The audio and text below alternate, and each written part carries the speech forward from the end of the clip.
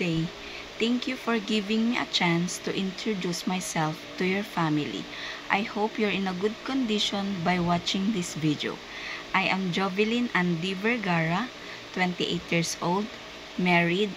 I have 2 kids, and I live in San Fernando City, La Union, Philippines.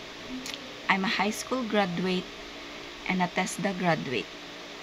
I have 2 brothers, 2 sisters, and I am the eldest child in the family.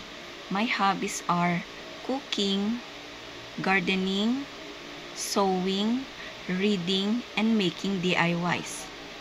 I am trustworthy, honest, patient, responsible, hardworking, friendly, and a cheerful person.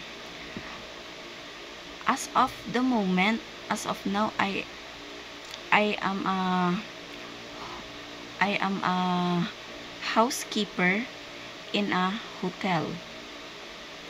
Before going to work,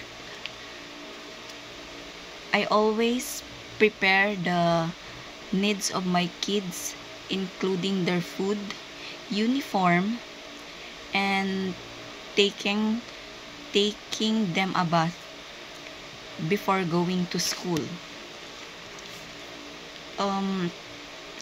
I'm a first timer to work abroad as a domestic helper. Hello, Mom and Sir. I hope you chose me to work in your family as a helper. I promise to do my best and my duties and responsibilities. I will love and take good care of your kids if you have, and I will respect and treat your family as my own family. I hope I will finish my contract and willing to renew it as long as you want me. Take care, thank you, and God bless.